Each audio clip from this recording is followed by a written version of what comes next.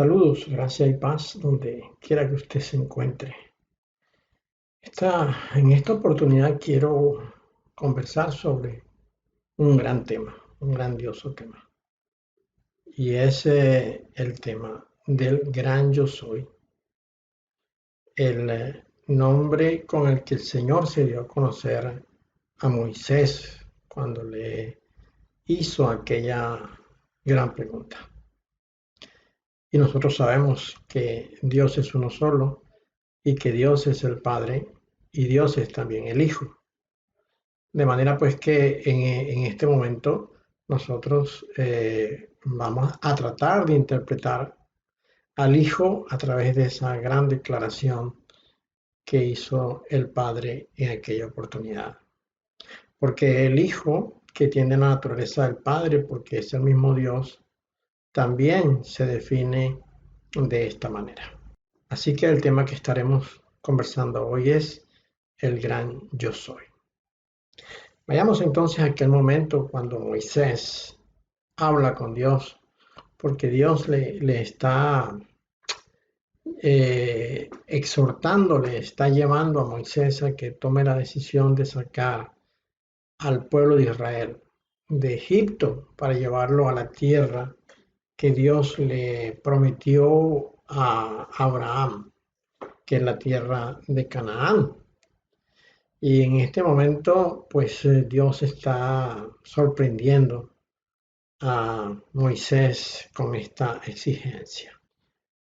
Dice la palabra de Dios, y se le apareció el ángel de Yahweh en una llama de fuego en medio de una zarza, y él miró y vio que la zarza ardía en fuego, y la zarza no se consumía. Entonces Moisés dijo, iré yo ahora y veré esta grande visión. ¿Por qué causa la zarza no se quema? Viendo Yahweh que él iba a verlo, llamó Dios de en medio de la zarza y dijo, Moisés, Moisés. Y él respondió, heme aquí. Y dijo, no te acerques, quita tu calzado de tus pies, porque el lugar en que estás, tierra santa es. Y dijo, yo soy el Dios de tu padre, Dios de Abraham, Dios de Isaac y Dios de Jacob. Entonces Moisés cubrió su rostro porque tuvo miedo de mirar a Dios. Y dijo luego Yahweh, bien, he visto la aflicción de mi pueblo que está en Egipto, y he oído su clamor a causa de sus exactores, pues he conocido sus angustias. Y he descendido para librarlos de mano de los egipcios y sacarlos de aquella tierra a una tierra buena y ancha, a tierra que fluye leche y miel, a los lugares del cananeo, del eteo, del amorreo, del fereceo, del heveo y del jebuseo. El clamor, pues, de los hijos de Israel ha venido delante de mí, y también he visto la opresión con que los egipcios los oprimen. Ven, por tanto, ahora y te enviaré a Faraón para que saques de Egipto a mi pueblo, los hijos de Israel. Entonces Moisés respondió a Dios, ¿quién soy yo para que vaya a Faraón y saque de Egipto a los hijos de Israel? Y él respondió, ve porque yo estaré contigo, y esto te será por señal de que yo te he enviado. Cuando hayas sacado de Egipto al pueblo, serviréis a Dios sobre este monte. Dijo Moisés a Dios, he aquí que llego yo a los hijos de Israel y les digo, el Dios de vuestros padres me ha enviado a vosotros. Si ellos me preguntaren, ¿cuál es su nombre? ¿Qué les responderé? Y respondió Dios a Moisés, yo soy el que soy. Y dijo, así dirás a los hijos de Israel, yo soy, me envió a vosotros. Hay algunos que opinan de que Dios nunca le dio a Moisés un nombre, sino que Dios le dijo algo así como que, y esto es una paráfrasis mía, ¿por qué habría de darte un nombre? Yo soy Dios, el Eterno, el que he sido desde siempre y seré para siempre.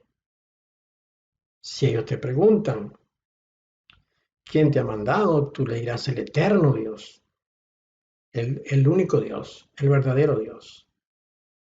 No importa un nombre, pero esta expresión, yo soy el que soy, que nosotros conocemos como el tetragramatón, escrito con 4 letras, YHSH, ha quedado para siempre como el nombre de Dios. Y podemos entender que de las 4 letras, todas consonantes, la Y y la H significan el yo soy, y la S y la H, el que soy. Vamos a ver que el verbo, porque esto es un verbo, yo soy, es un verbo, puede significar la eternidad de Dios, porque dependiendo del contexto, es el tiempo en el que se conjuga. De tal manera que el yo soy puede ser en pasado, es decir, yo fui, puede ser en presente, es decir, yo soy, o puede ser en futuro, es decir, el que seré o yo seré. Todo eso reunido en un solo verbo. De manera que cuando Dios dice yo soy, lo que está dando a entender es su naturaleza, porque es eterno, porque es para siempre, porque no tiene ni principio ni tiene final. Por eso Él dice de sí mismo, yo soy el alfa y yo soy la omega, el principio y el fin, dando a entender con esto que es el comienzo y la cola de todo. Pero, ¿dónde está el comienzo? ¿Dónde está la cola? Es allí que no se encuentra, porque así como el universo es infinito, Dios también lo es. No tiene manera de ubicarse en un contexto categorizado, enmarcado en el tiempo, como así lo hacemos nosotros. En esta misma expresión que vemos acá, un poquitico antes leímos nosotros que el Señor le dice a Moisés lo siguiente: yo soy el Dios de tu padre, Dios de Abraham, Dios de Isaac y Dios de Jacob. Aquí vuelve a usar el verbo yo soy, que no tiene tiempo para definirlo y que todo va a depender del contexto. Cuando dice yo soy el Dios de tu padre, el Dios de Abraham, el Dios de Isaac, el Dios de Jacob, está hablando de personas que ya no están en el contexto, en el plano físico en el cual está Moisés, que es el de la tierra, en el de los seres vivientes. Ellos están ahora en otro contexto, no muertos, porque el Señor mismo hace una aclaratoria, el Señor Yahshua hace una aclaratoria posteriormente, cuando dice que Dios, que es el Dios de Abraham, el Dios de Isaac y el Dios de Jacob, no es un Dios de muertos, sino un Dios de vivo. Y esto lo vamos a ver un poco más adelante. Bueno, Dios se define a sí mismo como el gran yo soy. Yo soy el que soy. YHSH. Es decir, el eterno, el que es para siempre. Lo hermoso que podemos encontrar acá es que cuando Dios vino y vivió entre nosotros en el efluvio de su Hijo, el Hijo también se definió a sí mismo como el yo soy. Veamos. Este es el momento cuando el Señor Yeshua está hablando con la mujer que está sentada en el pozo. Y ella le dice al Señor, Señor, veo que eres profeta.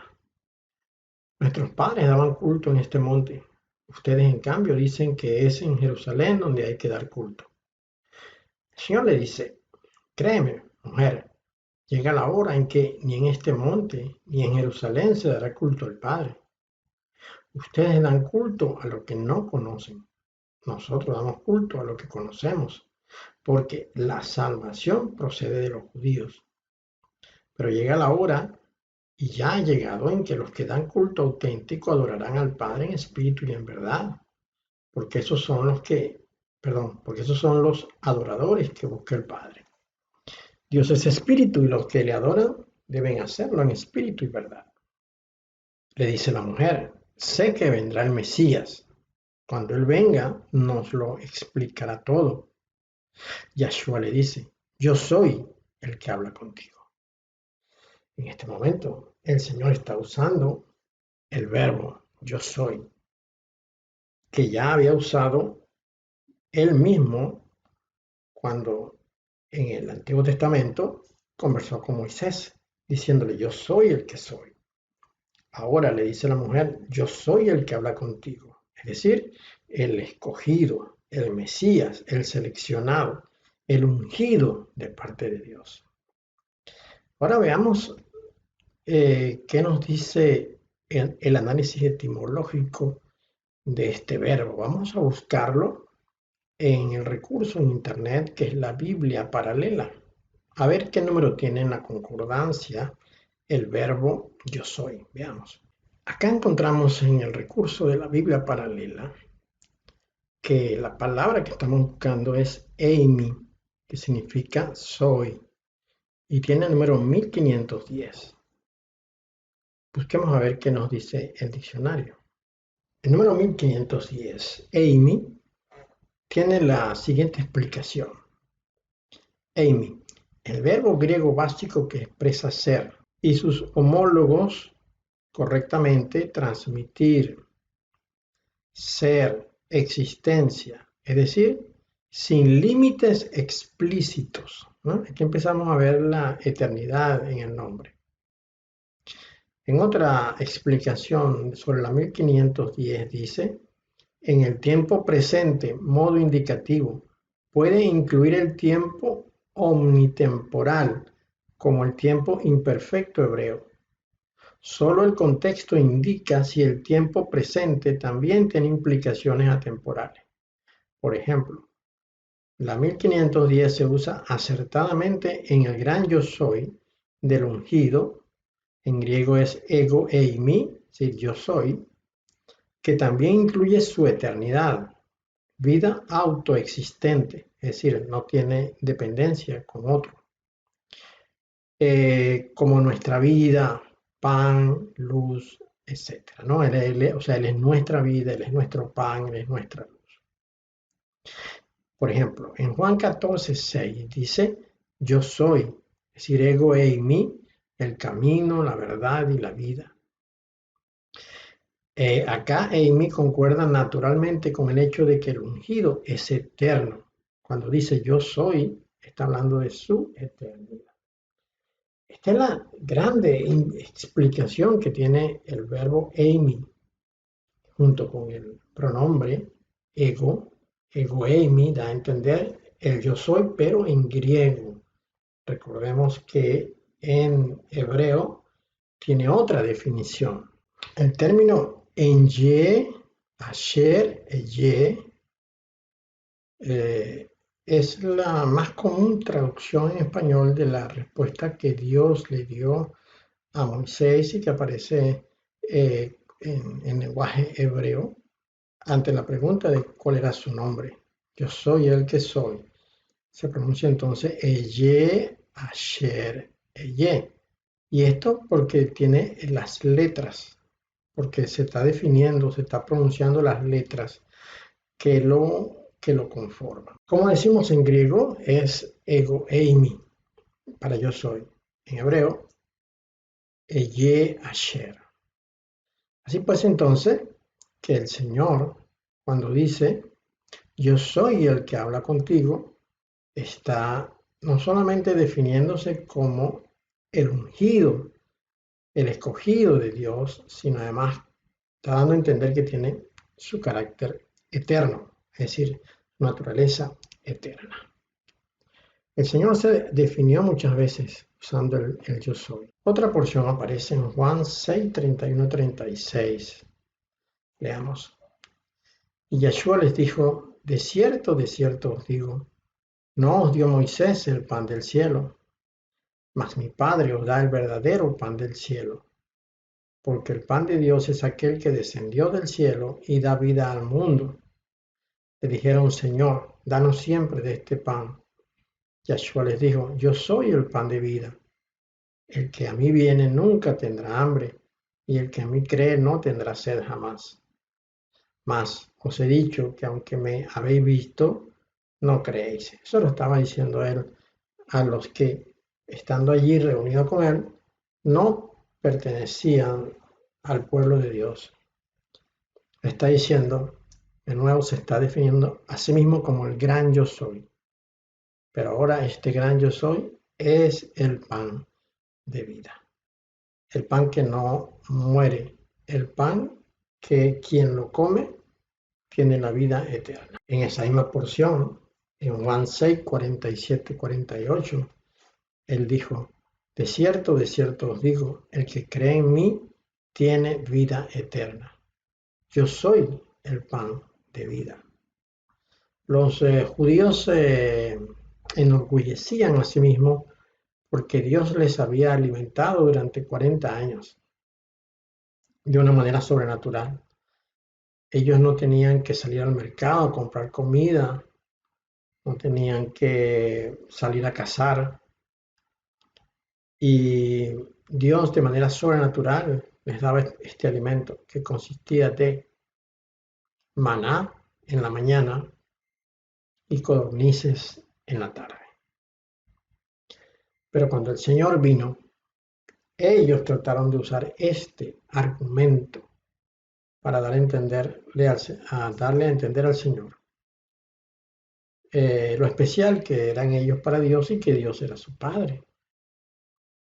Pero Él está diciendo que Moisés no les dio pan del cielo, que el verdadero pan del cielo es el que el Padre está dando en este momento, que es su propio Hijo. Porque aquellos comieron del maná y comieron de las codornices, pero murieron. Más el Señor está diciendo, el que me come a mí tiene vida eterna, porque yo soy el pan de vida, dice él. Ya le había dicho a la dama del pozo que él era el ungido. Ahora le está diciendo a sus interlocutores que él es la verdadera comida, el verdadero pan. ¿Cómo iban a entender ellos esto? ¿Cómo podrían ellos tratar de descifrar este mensaje? Lo hacían de una manera carnal y natural. ¿Cómo puede darnos a comer este de su carne? Así como Nicodemo le dijo, ¿cómo puede un hombre siendo viejo entrar en el vientre de su madre? Así dicen ellos, ¿cómo puede darnos a comer este de su carne? Porque no entendían el mensaje espiritual de lo que significaba yo soy el pan de vida. Comer al Señor significa entender su obra, entender la razón para la cual Él vino a la tierra, que vino para poner su carne, así como nos enseñó el apóstol Pablo en alguna ocasión cuando dijo que el Señor había castigado al pecado en la carne. ¿Y en cuál carne lo castigó? ¿En la carne tuya? ¿En la carne mía? Bueno, yo no me veo marcado por latigazos, ni veo mis manos perforadas, ni veo mi frente con cicatrices por las espinas, ni tengo mi costado traspasado, tampoco tengo en mi espalda las marcas de 39 latigazos. No tengo clavos en los pies ni clavos en las manos. Ese es el castigo a la carne. Dios castigó a la carne, golpeándola, afligiéndola, haciéndola sangrar, humillándola, porque la carne fue un instrumento que Satanás usó para que la humanidad cayera. Pero ¿en quién castigó Dios a la carne? Pues en la misma carne de su Hijo, o en la carne de Él mismo, porque su Hijo es el efluvio del Dios Todopoderoso. Es la emanación del Dios Todopoderoso. Es decir, brota de Él, sale de Él, es el mismo Dios hecho carne, llamado hijo. Dios se castigó a sí mismo, se hizo hijo y se castigó a sí mismo. Tomó su verbo con el cual había creado todo para hacerlo padecer el gran castigo, tal cual como nos contó proféticamente Isaías y que aparece recogido en el capítulo 53 de su libro. Despreciado y desechado entre los hombres, varón de dolores, experimentado en quebranto, y como que escondimos de él el rostro, fue menospreciado y no lo estimamos. Ciertamente llevó él nuestras enfermedades y sufrió nuestros dolores, y nosotros le tuvimos por azotado, por herido de Dios y abatido. Mas él herido fue por nuestras rebeliones, molido por nuestros pecados. El castigo de nuestra paz fue sobre él, y por su llaga fuimos todos curados. El verso 7 dice: angustiado él y afligido, no abrió su boca. Como cordero fue llevado al matadero, y como oveja delante de su trasquilador, enmudeció y no abrió su boca. Y el verso 10 dice: con todo eso Yahweh quiso quebrantarle, sujetándole a padecimiento. Cuando haya puesto su vida en expiación por el pecado, verá linaje, vivirá por largos días, y la voluntad de Yahweh será en su mano prosperada. Por eso el Señor dice que Él es el pan de vida, porque ya Él sufrió el castigo que tenía que venir sobre nosotros como consecuencia de nuestras maldades y de nuestras rebeliones. Ego eimi, es decir, yo soy. Esto es precisamente del momento que les hablaba hace un instante. Aparece en Juan capítulo 6, versículos 47 y 48.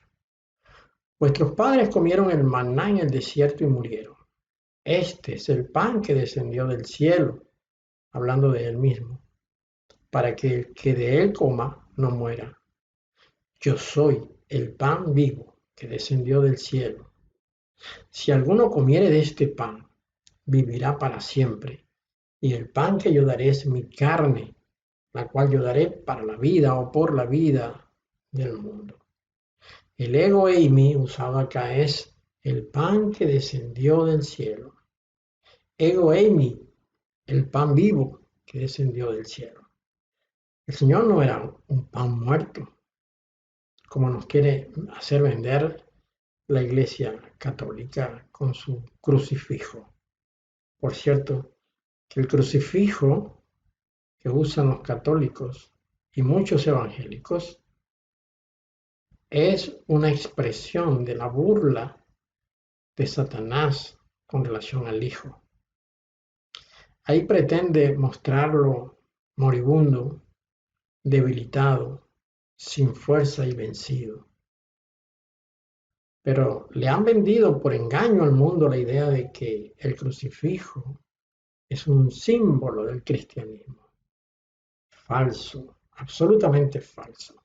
Si debe haber un signo del cristianismo, si se fuese a representar el cristianismo con una figura, con un símbolo, con un logotipo, tendría que ser una tumba vacía, una tumba sin nadie adentro, una piedra corrida y una tumba vacía. Ese debería ser el verdadero y único sacrificio del Señor, porque el Señor no permaneció en la muerte. Veamos, el Señor entregó su cuerpo. Su cuerpo fue cubierto con lienzos, fue dispuesto en una tumba que pertenecía a José de Arimatea, la puerta fue sellada, se pusieron unos guardias en la puerta para cuidar que no se robaran el cuerpo. Pero ¿qué pasó? María fue el primer día de la semana, muy temprano fue María el primer día de la semana a mirar la tumba y se encontró con que la piedra estaba quitada y la tumba estaba vacía. Allí nace el cristianismo. Porque si el Señor hubiese quedado muerto, nada tendríamos que celebrar. todos nosotros iríamos al infierno como consecuencia de nuestros pecados y no habría manera de redimirnos ni de pagar el precio. La razón por la cual tenemos esperanza, la razón por la cual tenemos gozo y alegría, es porque el Señor resucitó. Él nació, vivió entre nosotros y estuvo muerto 3 días. Pero el tercero resucitó y subió a la presencia del Padre. Por eso el ego eimi acá es: yo soy el pan vivo que descendió del cielo. Si alguno comiere de este pan, es decir, si alguno entiende la razón del sacrificio, cree en la obra del Hijo, pues tendrá vida eterna. Eso es lo que dice la palabra. Dice, vivirá para siempre. Eso quiere decir que tiene vida eterna. ¿Y cuál es ese pan que el Señor nos da? ¿El maná? ¿Las codornices? No. La carne del Señor Yeshua. Hay que entender el sacrificio del Señor Yeshua. Porque Él lo hizo para darle vida a este mundo. En el evento aquel, cuando al Señor le llevaron una mujer sorprendida en adulterio, pues Él les expuso a todos la condición y la situación en la que ellos estaban, todos los que estaban ahí acusando a la mujer. Y al final todos avergonzados se fueron. En alguna oportunidad escuché a una dama cristiana decir que ella había estado muerta y que durante un periodo corto de su muerte, porque ella regresó a la vida, ella fue a la presencia del Señor y habló con el Señor Yeshua. Y le preguntó con curiosidad: Señor, ¿qué escribías tú en la arena o en la tierra cuando ellos estaban acusando a la mujer? Y el Señor le confesó que lo que escribía eran los nombres de las mujeres con las que ellos habían tenido relaciones ilegales o desordenadas o fuera del matrimonio. Cada uno de los hipócritas que estaba allí acusando a la mujer reconoció el nombre de su amante y comenzó a retirarse, hasta que no quedó ninguno. Cuando terminó aquello, él le dijo a la mujer: tampoco yo te condeno. Ve y en adelante no peques más. Inmediatamente después de esto, dice la palabra, el Señor les habló diciendo: yo soy la luz del mundo. Quien me siga no caminará en tinieblas, sino que tendrá la luz de la vida. Le dijeron los fariseos: tú das testimonio a tu favor. Tu testimonio no es válido. Yeshua le contestó: aunque doy testimonio a mi favor, mi testimonio es válido, porque sé de dónde vengo y a dónde voy. En cambio, ustedes no saben de dónde vengo ni a dónde voy. Ustedes juzgan según criterios humanos. Yo no juzgo a nadie. Y si juzgase, mi juicio sería válido, porque no juzgo yo, sino con el Padre que me envió. Y en la ley de ustedes está escrito que el testimonio de 2 personas es válido. Yo soy testigo en mi causa, y es testigo también el Padre que me envió. El Señor les está diciendo a ellos: yo soy la luz del mundo. Esto me parece absolutamente extraordinario e interesante. El ego eimi, usado acá, la luz del mundo, apareció en el comienzo de todas las cosas, allá de todas las cosas conocidas para nosotros en la tierra, porque hay un comienzo, hay una historia, mejor dicho, antes de la tierra, que no aparece recogida en las Sagradas Escrituras, pero no aparece recogida de una manera en que uno pueda ir a leer y comprenderlo capítulo por capítulo, pero sí está allí, solamente que está diseminada o dispersa en algunas lecturas de algunos profetas, pero el Espíritu lo va llevando a uno para entender. Bueno, pero antes de todas las cosas, como hemos dicho, había una historia, pero en el momento en que comenzó la tierra a ser tierra, dice la palabra de Dios que la tierra estaba desordenada, vacía y en tinieblas. ¿Qué fue lo que Dios hizo en ese momento? El versículo 3 nos dice, y dijo Dios, sea la luz, y fue la luz. Y vio Dios que la luz era buena, y separó Dios la luz de las tinieblas. Y llamó Dios a la luz día, y a las tinieblas llamó noche. Fijémonos acá algo muy interesante. En este momento Dios no había creado al sol ni a la luna, lo cual contradice la historia de los científicos que siempre tratan de rebatir la creación, diciendo que el universo se creó todo de una vez, después de aquella gran explosión que ellos llaman el Big Bang. No nos dicen exactamente qué fue primero. Lo que sabemos que fue primero, según la ciencia, es que había un espacio vacío donde solamente había una enormísima masa que estaba teniendo unas contracciones internas enormes, que fue lo que produjo esa gran explosión que luego se convirtió en pequeños planetas y sistemas solares y vías lácteas y cosas como esta, ¿no? Eso es lo que nos dice la ciencia. Lo que nos dice la creación es que Dios hizo la tierra. Y la tierra fue lo primero que Dios hizo. No había hecho Dios nada más, porque lo único que existía en ese momento era el monte donde él habitaba, y con él los miles de millones de ángeles. Y luego Dios hizo la tierra para que esta tierra pudiera recibir a los ángeles rebeldes. Como iba a recibir a los ángeles rebeldes, entonces Dios hizo una tierra en condiciones inhóspitas, donde quedara marcado el pecado, porque Dios iba, o Dios envió a los ángeles rebeldes a un lugar oscuro, a un lugar áspero, a un lugar lleno de agua, un lugar desordenado, terrible para vivir allí, para morar allí. Y las tinieblas estaban allí porque lo que venía a habitar el mundo eran las mismas tinieblas en forma de ángeles. Es decir, los ángeles representaban la maldad, el lado oscuro de todo. Por eso la tierra estaba oscura. Ahora, fijémonos en esto. Dice el verso 3 que Dios dijo, sea la luz. Fue lo primero que Dios hizo. Lo primero que Dios creó y formó fue la luz, pero no el sol. El sol lo hace un poco más adelante. ¿Ah? Lo hace un poco más adelante. Pero antes que hubiese día y noche, lo primero que Dios hace es la luz. Dios llama a la luz. En este momento, esta luz es el Hijo.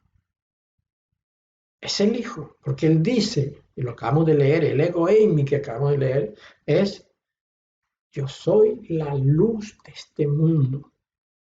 La primera victoria que Dios tuvo sobre los ángeles rebeldes fue precisamente traer la luz en un mundo que estaba en tinieblas, que había pasado mucho tiempo en tinieblas. El Hijo representa la luz. ¿Qué es la luz? Es la virtud, es la santidad, es la limpieza, es el amor, es el hacer bien, el procurar el bien de los demás, es el antiegoísmo, el anticentro de todas las cosas. El único centro de todo es Dios. Tiene que ser así. Bueno, este ego eimi que hemos hablado ahora es, yo soy la luz porque el Señor es la luz. El siguiente ego eimi está en Juan 8:23. Y el Señor dice, vosotros sois de abajo, yo soy de arriba. Vosotros sois de este mundo, yo no soy de este mundo. El ego eimi acá es, yo soy de arriba. Y esto es maravilloso. Porque acá podemos entender nosotros lo que hemos explicado hace un momento atrás. En aquel momento, antes que la tierra fuese hecha, solamente había el lugar donde Dios habita, es decir, el monte de Dios. Yo puedo entender que no había ni siquiera cielos, porque los cielos fueron una creación posterior. Había el lugar de arriba, había el monte de Dios, pero luego, cuando fue creada la tierra para recibir a los satanes, existía ahora el lugar de abajo. Entendamos esto. El Señor le dijo a Nicodemo, os es necesario nacer de arriba para poder entrar en el reino de Dios. Os es necesario nacer de arriba. Todo el que es nacido del Espíritu por medio de la palabra es nacido de arriba. El que no es nacido del Espíritu es nacido de abajo. Ahora, entendamos esto a través de las dos generaciones. Hay una generación que es de arriba, esa es la generación que cree en el Hijo. Hay una generación de abajo, esa es la que no cree en el Hijo y en consecuencia cree en el diablo, ¿no? Entonces, el Señor les está diciendo esto a ellos. En Juan 8:23, el Señor les está diciendo a los fariseos, yo me voy, ustedes me buscarán y morirán en su pecado. A donde yo voy, ustedes no pueden venir. Y entonces comentaron los judíos que estaban allí, ¿será que se piensa matar? Y por eso dice que no podemos ir a donde él va. Yeshua les dijo, ustedes son de aquí abajo, yo soy de lo alto. Ustedes son de este mundo, yo no soy de este mundo. Yo les dije que morirían por sus pecados. Si no creen que yo soy, morirán en sus pecados o por sus pecados. Vea, si no creen en el ego eimi, por eso es importante esto que estamos hablando hoy. Si no creen que yo soy, es decir, si no creen ego eimi, recordemos que estas son las palabras con que se definió Dios a sí mismo. Eye asher, es decir, yo soy. Si no creen que yo soy, morirán en sus pecados, porque hay que creer en Él para tener la vida eterna. Hay que creer en Él para tener la vida eterna. Si no creen que yo soy, morirán en sus pecados. Es decir, si no creen en el ego en mí que yo estoy diciendo, dice el Señor. En mi eternidad, dice el Señor. Porque el Señor dice, Padre, muéstrales la gloria que tenía contigo antes que el mundo fuese hecho. El Señor, aunque tiene fecha de nacimiento, el Señor Yeshua tiene fecha de nacimiento, pero el Hijo de Dios es eterno. El Hijo de Dios es eterno y ya estaba envuelto en una gloria antes de venir a la tierra. El Señor se esforzó mientras estuvo entre nosotros para que todo el que le escuchara y ahora todo el que lee lo que está escrito sepa que Él es. Por eso le llamamos Cristo. Por eso le decimos Mesías. ¿Por qué? Porque Cristo significa el untado. Mesías significa el ungido. Es decir, el escogido de Dios, a quien Dios marcó, a quien Dios seleccionó, a quien Dios envió. Si no creemos que Él es el enviado de Dios, entonces moriremos en nuestros pecados. ¿Por qué? Porque si creemos en que Él es el enviado de Dios, nuestros pecados son borrados por completo y tenemos vida eterna. De allí la importancia de creer que Él es el gran ego eimi, es decir, el gran yo soy. Y en este caso, Él está diciendo, yo soy el que viene de arriba, así como cuando nos decía hace rato que Él era el verdadero pan que descendió del cielo, porque Él vino del cielo, ahora nos está diciendo que Él es de lo alto y los que creen en Él son de lo alto, pero los que no creen en Él son de aquí abajo, así como le está diciendo a ellos, yo no soy de este mundo, ustedes sí son de este mundo. Aprendamos a entender esto, la importancia de comprender por qué la tierra fue hecha. La tierra fue hecha para albergar a Satanás y a sus demonios, a los ángeles que le apoyaron a él en su rebelión, los que se querían sentar como Dios en el lugar de Dios y ejercer las funciones de Dios. Usted tiene que ver nuestro video donde hablamos acerca de quién es Satanás. Esto lo predicamos el domingo pasado. Se lo voy a dejar en una tarjetita aquí arriba. Bueno, este grupo de ángeles rebeldes eh, fueron enviados a la tierra y la tierra fue creada especialmente para albergarles. Y ellos están en la tierra desde aquel momento y no saldrán de la tierra hasta que vayan a su morada definitiva, que es el lago que arde con fuego con azufre. Vayamos a buscar otro ego Amy. Aquí encontramos otro ego Amy bellísimo. El Señor dice en Juan 17, volvió pues Yeshua a decirle, de cierto os digo, yo soy la puerta de las ovejas. Y el verso 9 dice, el que por mí entrare será salvo, y entrará y saldrá y hallará pastos. Dice en el capítulo 10 de Juan, les aseguro, el que no entra por la puerta al corral de las ovejas, sino saltando por otra parte, es un ladrón y asaltante. El que entra por la puerta es el pastor del rebaño. El cuidador le abre. Las ovejas oyen su voz. Él llama a las suyas por su nombre y las saca. Cuando ha sacado a todas las suyas, camina delante de ellas y ellas le siguen porque reconocen su voz. A un extraño no le siguen, sino que escapan de él porque no reconocen la voz de los extraños. Luego sigue diciendo un poco más adelante. Les aseguro que yo soy la puerta del rebaño. Todos los que vinieron antes de mí eran ladrones y asaltantes, pero las ovejas no los escucharon. Yo soy la puerta. Quien entra por mí se salvará. Podrá entrar y salir y encontrar pastos. El ladrón no viene más que a robar, matar y destrozar. Yo vine para que tengan vida y la tengan en abundancia. Entonces, él está diciendo, yo no soy un falso, porque yo entro por la puerta, pero no solamente eso. Lo que me acredita a mí como pastor de las ovejas es que ellas oyen mi voz y me siguen. Yo les hablo, ellas me reconocen y a donde yo vaya, ellas irán conmigo. Eso somos nosotros, porque nosotros hemos escuchado la voz del Señor y le hemos seguido. Y a donde Él nos lleve, sabemos que iremos a un lugar seguro, donde tendremos su cuidado, su protección, donde tendremos esperanza y paz para siempre.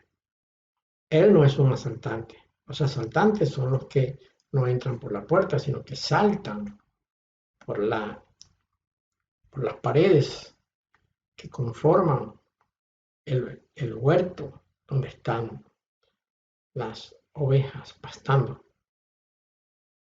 Pero dice que los que entran por allí solo vienen a robar, matar y destruir. El Señor es la puerta. Si alguno quiere entrar al reino de los cielos, no puede entrar saltando, tiene que entrar por medio de Él, porque Él es la puerta. No solamente es el que cuida el rebaño, sino que además Él es el lugar por donde debemos entrar. ¿Qué significa esto? Bueno, como dicen algunos letreros por ahí, Dios se reserva el derecho de admisión. Para entrar al reino de los cielos hay que cumplir con ciertas características, hay que cumplir con ciertas demandas que Dios hace. Y una de ellas es reconocer al Hijo, porque el Hijo fue el escogido de Dios, Él es el Mesías, Él es el ungido, Él es la puerta. Y un poco más abajo, encontramos otro ego, Amy. En el versículo 14, a partir del versículo 14, dice, yo soy el buen pastor, conozco a mis ovejas y ellas me conocen a mí. Como el Padre me conoce y yo conozco al Padre, y doy la vida por las ovejas. Tengo otras ovejas que no pertenecen a este corral. A esas tengo que guiarlas para que escuchen mi voz y se forme un solo rebaño con un solo pastor. Por eso me ama el Padre, porque doy la vida para después recobrarla. Nadie me la quita. Yo la doy voluntariamente. Tengo poder para darla y para después recobrarla. Este es el encargo que ha recibido el Padre. Entonces, el Señor es el buen pastor. No es que es un pastor, es el buen pastor. El Salmo 23 es el Señor, el buen pastor, el que lleva a sus ovejas a delicados pastos. que las acompaña durante el camino por el valle de sombra y de muerte, el que adereza mesa, el que pone mesa delante de sus ovejas, el que ha quitado del medio a sus angustiadores. Ahora, él está hablándole acá a los israelitas, a los judíos. Ellos son sus ovejas. Pero él hace una aclaratoria acá, muy, pero muy importante. Él dice que tiene otras ovejas.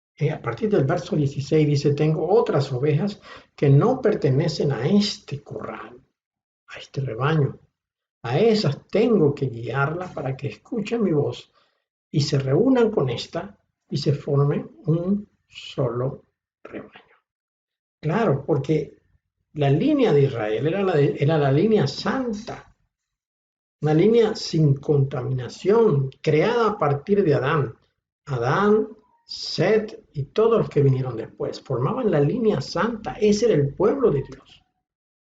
Pero en el huerto del Edén ocurrió algo extraordinario y es que hubo dos nacimientos, uno de Adán y otro de Satanás. Caín era hijo del diablo. Y Caín, una vez que fue expulsado, salió y consiguió esposa. Y cuando consiguió esposa, dice, tuvo una descendencia.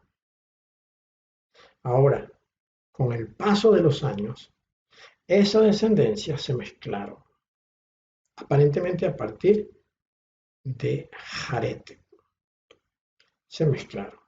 Y esto se pone más en evidencia con la descendencia de Noé, porque Noé tuvo tres hijos, Sem, Cam y Jafet. Sem era el único que pertenecía a la línea santa. Cam y Jafet, no. Y el resto del mundo se pobló a partir de estos tres. Pero con el paso de los años, Cam y Jafet se volvieron enemigos de Sem. Y a partir de Cam y de Jafet surgieron el fereceo, el amorreo, el eteo y todo lo que aparece descrito cuando Dios habla con Moisés, lo que ya vimos hace rato, y les dice que debe conquistar estas tierras para sacar de allí a todos ellos, para que entre allí el pueblo de Dios. Esa tierra era para el pueblo de Dios. Bueno, resulta que cuando la línea de Caín se mezcló con la línea de Dios, hubo una nueva descendencia, que era la descendencia de la mezcla. En esa descendencia de la mezcla, unos se decidirían por Dios y otros no. Entonces, esto le dio a Dios la oportunidad de tener otro rebaño. El rebaño que se formaría a partir de los que tomarían la decisión por el Señor y no lo rechazarían. Por eso dice, Dios envió a su Hijo para que creyéramos en Él, porque Él es el enviado de Dios, el escogido de Dios. A todo el que cree en Él tiene vida eterna, sea de la línea pura y santa de Set o sea de la mezcla. Tiene vida eterna, esa es la promesa. Y de ambos pueblos Dios va a ser un solo rebaño. Este nuevo ego eimi es uno muy conocido dentro de la iglesia. Yo soy la resurrección y la vida. El que cree en mí, aunque esté muerto, vivirá. Juan 11:25. Estamos en el momento en que Lázaro había muerto. Dice a partir del verso 17 lo siguiente. Cuando Yahshua llegó, encontró que llevaba 4 días en el sepulcro, Lázaro. Betania queda cerca de Jerusalén, a unos 3 kilómetros. Muchos judíos habían ido a visitar a Marta y María para darles el pésame por la muerte de su hermano. Cuando Marta oyó que Yahshua llegaba, salió a su encuentro, mientras María se quedaba en casa. Marta dijo a Yahshua, si hubieras estado aquí, Señor, mi hermano no habría muerto. Pero yo sé que lo que pidas, Dios te lo concederá. Le dice Yahshua, tu hermano resucitará. Le dice Marta, sé que resucitará en la resurrección del último día. Yahshua le contestó, yo soy la resurrección y la vida. Quien cree en mí, aunque muera, vivirá. Y quien vive y quien cree en mí, no morirá para siempre. ¿Lo crees? Le contestó, sí, Señor, yo creo que tú eres el Mesías, el Hijo de Dios, el que había de venir al mundo. Así pues, el ego eimi, en este caso, yo soy la resurrección. Yo soy la vida. Porque Dios no hizo a Adán para que muriera. Dios hizo a Adán para que viviera. Pero Adán pues se descuidó y desobedeció y alcanzó la muerte y junto con él, pues todos nosotros. Ahora, si nosotros miramos los primeros descendientes de la línea de Adán, vivían muchos años, miles, bueno, no miles, pero hubo uno que casi llega a 1000 años, ¿no? Que fue Matusalén, pero vivían larguísimas temporadas sobre esta tierra. Esto era porque, aún a pesar de la sentencia dada a Adán, pues el germen de vivir largo estaba en ellos. El pecado todavía no había logrado destruir esto, ¿no? La muerte todavía no tenía tantas oportunidades en los primeros, por ello, pues, porque el germen de la vida estaba en ellos. Pero, claro, el vivir en la tierra iba siendo mella. Y al final, pues todos ellos terminaron muriendo. Pero no era el propósito de Dios de que su generación muriera. Para siempre, ¿no? Tenía que morir porque había que entregar este cuerpo, porque este cuerpo está corrupto, tiene pecado, y la corrupción no entrará en la perfección, que es el reino de los cielos. Entonces esta capucha hay que dejarla. Pero antes, nuestro ser interior tiene que haber ganado la vida por medio de la fe en el Señor Yeshua. Bueno, la promesa, la gran promesa que Dios les hizo a todos los suyos, que Yeshua le hizo a todos los suyos, es que habría una resurrección en el último día. Y todos nosotros estamos esperando esa resurrección. Hablamos de ella. Decimos que en cualquier momento aparece el Señor y nos levantará y nos llevará. Pero que los que ya están muertos, pues resucitarán. Ya no quedarán muertos, tomarán carne, pues tomarán carne y se levantarán. Pero yo creo que habrá una separación entre ambos eventos, entre la resurrección y el arrebatamiento. ¿Por qué? Bueno, porque durante el arrebatamiento la carne será transformada de la humillación a la gloria. Pero los que resuciten tienen que pasar por la gran tribulación para poder tener entrada a la gloria de adorar a Dios eternamente, como aparece en el capítulo 7 de Apocalipsis. Entonces yo sé que cada uno resucitará con su carne vieja, corrupta y pecadora, para estar la gran tribulación, pero luego se levantarán y durante ese levantar su carne será transformada de humillación a gloria. Pero recordemos que la gran tribulación son solamente 45 días.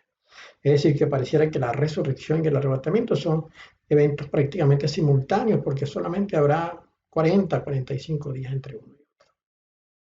Pero esto es una oferta, una promesa mejor anticipada que el Señor hizo. Yo soy la resurrección, yo soy la vida. Otro Amy muy conocido por nosotros es este que aparece en Juan 14:6.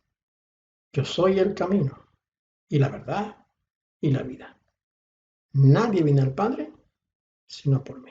Es que no se llegaba al Padre por ser judío. No. Aquel que argumentaba que tenía cómo demostrar su genealogía. Esto sería pues un orgullo para esta tierra, ¿no? Para presentarle en documento, para recibir honra entre unos y otros, ¿no? Pero no le servía como credencial para entrar en el reino de los cielos. El Señor dijo, yo soy la puerta. Nadie va a entrar allá si no es por medio de Él. Pero además de que es la puerta, Él es el camino para llegar a esa puerta.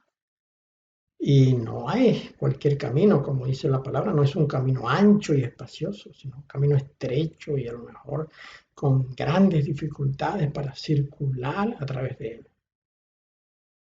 Pero además es que Él es la verdad. Es decir, no es el engaño y la falsedad de Satanás.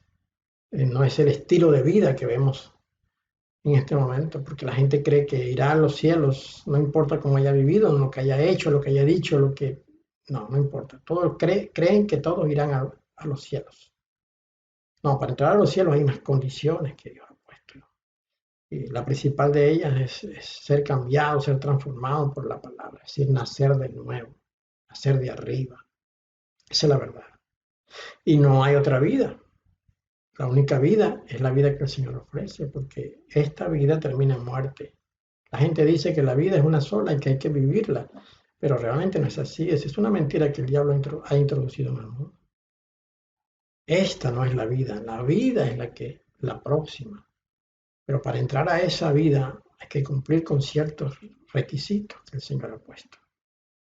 Por eso, para conocer todo esto, tenemos que ir por el camino, por la verdad y por la vida que es Él. Este es uno de los ego eimi más hermosos que tiene la palabra. Ahora veamos aquí algunos textos importantísimos que tienen que ver con el ego eimi. Y están todos en el libro de Juan. Son importantísimos esto, ¿no? El Señor dijo, ¿no crees que yo soy en el Padre y el Padre en mí? Es decir, ¿no crees que ego eimi en el Padre y el Padre ego eimi en mí? ¿Mm? Es decir, el Padre y el Hijo son uno solo, no son diferentes. Por eso yo suelo decir, no me gusta usar el término persona, porque el término persona es una definición filosófica. Y el Señor no es filosofía, el Señor es eternidad, es verdad. El Señor es un efluvio de Dios. Cuando yo digo que es un efluvio es porque emana de Dios. Y suelo explicar esto diciendo que a usted le pueden cerrar sus ojos y le ponen delante varios tipos de frutas diferentes. ¿Y cómo sabe usted qué fruta es? Por el olor. Que dice, esto es mango, esto es banana o plátano o cambur. Por el olor se lo dice. Bueno, porque el olor es un efluvio de la fruta. Asimismo, usted puede estar con los ojos cerrados en un grupo de personas, pero usted le escucha la voz. Y si usted conoce a la persona, dice, este es esta persona y esta es esta persona. Porque la voz es un efluvio. Todo aquello que define o caracteriza a algo es un efluvio. Y el Señor Yeshua define y caracteriza a Dios porque es Dios mismo, es su voz y es su luz y es su verdad. Así como el Espíritu Santo es un efluvio de Dios porque es el Espíritu de Dios. Sale de Él, brota de Él, emana de Dios. Le define clara y perfectamente. Entonces el Señor dice, ¿no crees que ego eimi en el Padre? ¿No crees que yo soy en el Padre? Es decir, el mismo yo soy que le dijo Dios a Moisés, es el Hijo mismo, es el Padre mismo. ¿Ah? Creedme que yo soy en el Padre y el Padre en mí. ¿Ah? Dice en Juan 14:11. Creedme que yo soy en el Padre y el Padre en mí. Es decir, creedme que ego eimi en el Padre. El Padre y yo somos uno solo. Luego en Juan 15 dice, yo soy la vid verdadera y mi Padre es el labrador. Otro nuevo ego eimi. El Señor es la verdadera planta, es la verdadera, la planta que produce fruto, el verdadero fruto. Sin mí nada podéis hacer, porque una rama fuera del árbol se pudre. El ego eimi de la vid, yo soy la vid verdadera. Yo soy la vid, vosotros los pámpanos. El que permanece en mí y yo en él, este lleva mucho fruto, porque separados de mí nada podéis hacer. Yo les he dado tu palabra, y el mundo los aborreció porque no son del mundo, como tampoco yo soy del mundo. Este es un ego eimi que niega, yo no soy del mundo, eso ya él lo había dicho anteriormente. Y el último ego eimi que quiero mostrar es cuando van los soldados a apresar al Señor en aquella noche terrible cuando lo llevaron preso para luego asesinarlo. Ellos preguntaron por él y entonces él dijo, ego eimi, es decir, yo soy. Y en ese momento una fuerza salida del Señor los impactó y cayeron a tierra. Con solo decir, yo soy. Ego eimi, eye asher. Bien, amigo, hermano, estos son los ego eimi más hermosos que usted podrá escuchar jamás. Los más hermosos yo soy, dichos por el Señor Yeshua, porque Él es Dios. Dios te bendiga.